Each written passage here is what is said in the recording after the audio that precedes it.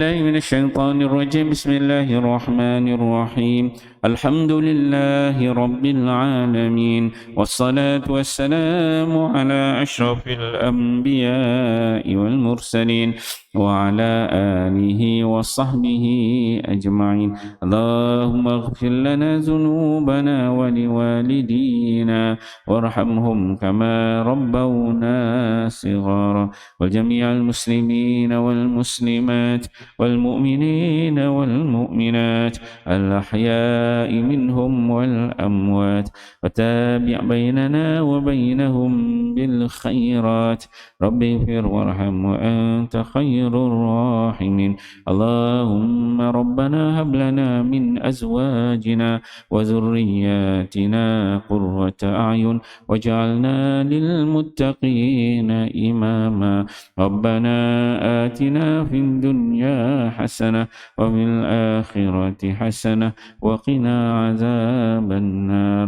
اللهم اختم لنا بحسن الخاتمة ولا تختم علينا يا الله بسوء الخاتمة. وصلى الله على سيدنا محمد وعلى آله وصحبه وسلم، والحمد لله رب العالمين. تقبل الله منكم منا ومنكم تقبل يا كريم. السلام عليكم ورحمة الله وبركاته.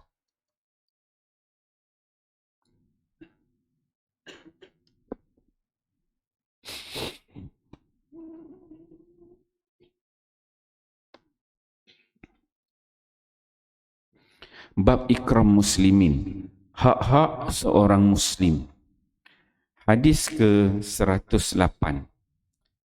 An Ata bin Yasar radhiyallahu anhu anna Rasulullah sallallahu alaihi wasallam sa'alahu rajulun faqala ya Rasulullah asta'zinu ala ummi faqala na'am.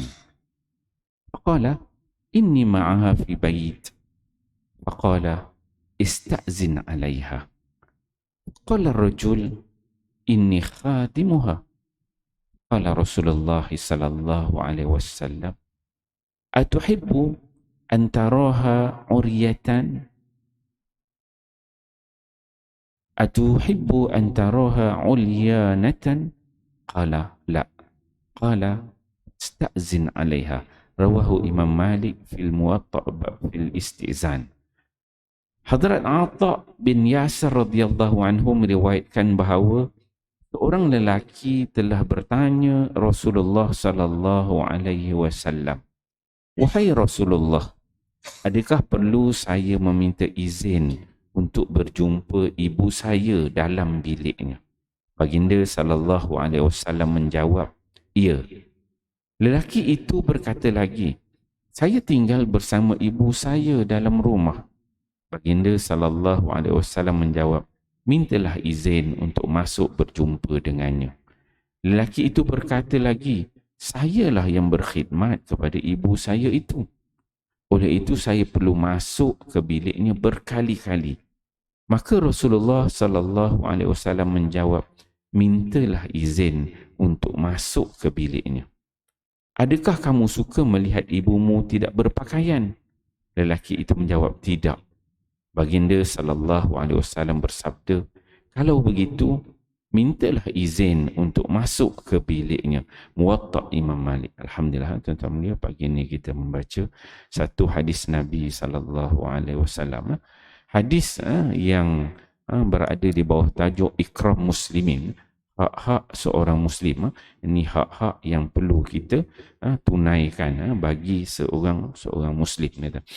Hadis 108 ini diriwayatkan oleh Ata bin Yasir. Ata bin Yasir ni nama dia agak jarang kita dengar. Ata bin Yasir ni dia bukan dalam kalangan sahabat. Ata bin Yasar ni dia tabi'in. Dia golongan tabi'in. Selepas sahabat, dia sempat bertemu dengan sahabat, tetapi dia tidak sempat bertemu dengan Nabi sallallahu alaihi wasallam. Para ulama hadis menyebutkan dia lahir pada 29 Hijrah, pada zaman Sayyidina Uthman bin Affan.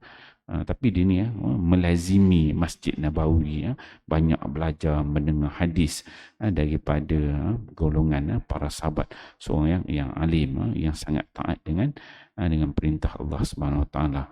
Dia disebutkan meninggal sekitar 103 Hijrah, umur dalam 70 lebih lah, itu lebih kurang. Atta bin Yasir ni seorang yang saleh, disebutkan pernah satu ketika dia pergi bersama dengan Sulaiman bin Yasir untuk mengerjakan ibadah haji daripada Madinah. Sulaiman bin Yasir ulama besar juga, dia pun ulama besar. Jadi nak pergi buat ibadah haji. Sulaiman bin Yasir ni pergi bersama anak-anak murid dia. Jadi Atta bin Yasir ni pergi sekali lah. Jadi on the way daripada Madinah tu, dia lalu satu tempat nama dia Abwa. Itu jalan lama lah, jalan tepi laut, nama dia Abwa. Abwa ni tempat di mana ibu Nabi sallallahu alaihi wasallam dikebumikan di Abwa. Jadi Atta bin Yasar ketika dia sampai dekat Abwa tu, dia orang yang saleh, dia solat. Kemudian Sulaiman bin Yasir dengan anak murid dia pun masing-masing dengan urusan, masa berhenti dekat Abwa tu, tiba-tiba datang seorang perempuan, orang Badui lah, seorang perempuan yang cantik. Dia datang nak berjumpa dengan Atta. Masa tu Atta dia ada dalam bilik seorang-seorang. Dia duduk dalam bilik seorang-seorang, dia tengah solat, datang seorang perempuan cantik, orang Badui, orang kampung lah. Kemudian Atta pun dia cepatkan solat dia habiskan solat. Lepas dia solat, dia tanyalah perempuan tu nak apa. Rupanya perempuan tu dia minta kepada Atta bin Yasar supaya menggauli dia, melakukan hubungan dengan dia. Jadi Atta pun bila dia dengar tu, dia terus menangis. Dia kata, adakah engkau nak membakar diri aku dan diri kamu sekali dengan api neraka Allah Subhanahu Wa Taala? Dia terus menangis. Perempuan cantik. Kemudian tak lama lepas tu, Sulaiman, seorang ulama juga, rakan dia lah, Sulaiman ni balik tengok Atta menangis, perempuan tu menangis, Sulaiman balik menangis juga. Dia pun tengok kenapa ni nangis, dia pun menangis sama. Lepas dia menangis, betul anak murid dia datang. Seorang datang, tengok dah 3 orang menangis, anak murid dia pun menangis. Datang orang lain menangis.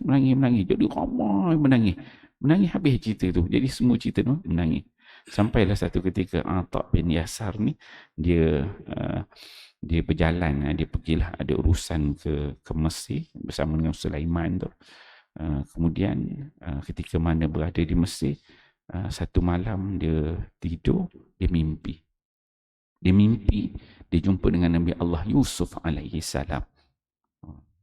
Bila dia nampak Nabi Yusuf, betul-betul lah, bila dia dalam mimpi itu dia nampak Nabi Yusuf alaihi salam, dia terkejut betapa cantiknya, betapa handsomenya Nabi Allah Yusuf alaihi salam. Bila dia nampak Nabi Yusuf tanya dia, kenapa kamu tak bersama dengan perempuan yang kamu jumpa, yang minta kepada kamu dia menggauli kamu gauli dia di Abwa itu. Dia nampak je Nabi Yusuf tu dengan handsomenya. Kan kisah Nabi Yusuf ni pernah isteri Azizul Misr ajak dia melakukan hubungan, dia tolak. Jadi Atta dia tu menangis. Dalam mimpi itu dia menangis. Dia nampak dengan ujian pada Nabi Allah Yusuf. Dia terkenang Nabi Yusuf tu selepas kes itu, sampai akhirnya Nabi Allah Yusuf AS masuk dalam penjara dengan kes kerana tak nak bersama dengan perempuan isteri Azizul Misr. Jadi dia menangis. Atta bin Yasar dia menangis. Bila dia menangis tu, tangisan dia tu dalam mimpi tu sampai menyebabkan Sulaiman ni akan ni terjaga. Bila terjaga, dia pun terjaga. Sulaiman ditanyalah kepada Atta apa sebenarnya berlaku. Kemudian barulah Atta ni diceritakan tentang mimpi dia tu, dan diceritakanlah apa yang berlaku di Abwa pada masa perjalanan dia nak pergi haji tu. Kemudian Atta dia pesan kepada Sulaiman Sulaiman bin Yasir dia kata jangan cerita dengan orang, dia kata selagi mana aku hidup. Wah, dia kalau kita tengok ulama-ulama dulu, wah, alim salafus salih ni, mana amalan-amalan dia yang baik, banyak amalan dia yang baik. Ada setengah amalan mereka ini ada rakan-rakannya tahu. Ada setengah amalan tu rakan-rakan dia tak tahu, dia dengan Allah aja. Ada setengah amalan tu dia tak dapat nak orang kata nak simpan, kan. Terpaksa dia rakan-rakan tahu. Kalau seboleh mungkin mereka ni tak nak rakan-rakan tahu amalan baik ni, supaya nak jaga hati dia. Jadi dia ceritalah dengan Sulaiman, dan dia pesan kepada Sulaiman, jangan bagi tahu orang, melainkan aku dah mati. Sebab dia nak jaga amalan baik dia tu. Betapa dia menjaga hubungan dia dengan Allah, tak diuji dengan perempuan tak itu. Sehingga disebutkan bila Atha bin Yasar ni meninggal, barulah Sulaiman tu diceritakan kisah itu kepada salah seorang keluarga Atha bin Yasar ni. Tapi cerita ni tak kelima sangat. Ada dalam riwayat disebutkan. Itulah sifat para ulama salafus salih, didikan para sahabat radhiyallahu anhum ajma'in. Hebat kalau kita kena uji gitu, tak tentu lagi kan. Okey, dalam riwayat ini Atha bin Yasar menyebutkan bahawa Rasulullah sallallahu alaihi wasallam sa'alahu rajul. Jadi hadis ni dia bukan hadis yang direct kepada Nabi sallallahu alaihi wasallam, sebab dia tabi'in. Dari sudut hadis ni disebut sebagai hadis mursal. Maksudnya Atha ni bermakna Atha dia terus kepada Rasulullah, tak ada sahabat dia kat tengah tu. Tapi disebut ni anna Rasulullah sallallahu alaihi wasallam sa'ala rajulan. Ada seorang lelaki bertanya kepada Nabi. Lelaki itulah yang sahabat dalam hadis ini kata. Maka dia tanya kepada Nabi, lelaki ni, dia kata, ya Rasulullah, istazin ala ummi. Lelaki tu dia tanya, wahai Rasulullah, adakah aku perlu minta izin kepada ibuku kalau aku nak masuk dalam bilik ibu aku? Dia kata. Maka kata Nabi, kena. Naam, ya. Budak lelaki tu dia tanya lagi, ini ma'aha fi baitin, aku bersama dengan ibu aku setiap hari, kemudian akulah yang menjaganya, memenuhi keperluan ibuku. Adakah perlu juga aku minta kebenaran? Nabi berulang kali Nabi kata kena minta izin, na'am, kena minta izin. Sampai akhirnya Nabi dia kata, faqala Rasul atuhibbu an taraha uryanatan.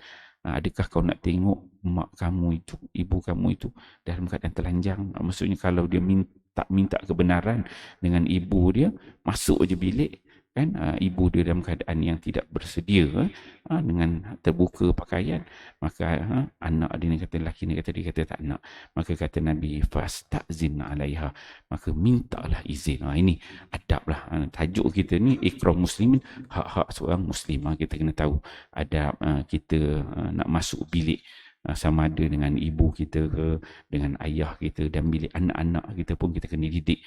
Yang kecil-kecil tu kita kena ajar pelan-pelan lah.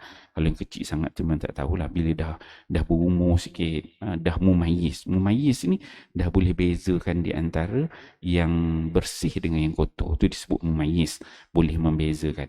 Mana anak kita yang dah mumayyiz ni kita dah boleh ajar. Maksudnya kalau nak masuk bilik tu ketuk, kan, mak dengan ayah duduk kat bilik buat kerja, payah kan. Anak dia main masuk je, so kena ketuk. Tapi zaman kita ni dia dah ada kunci kan, bilik pun takut terlupa kunci kan. Jadi kena ajar anak-anak tu, kena ajar dia ketuk, minta izin. Sebab ni penting adab seorang muslim. Jadi insya-Allah tuan-tuan kita fahami hadis ni, kita amal dan kita sampaikan. Wallahu a'lam. Subhanakallah.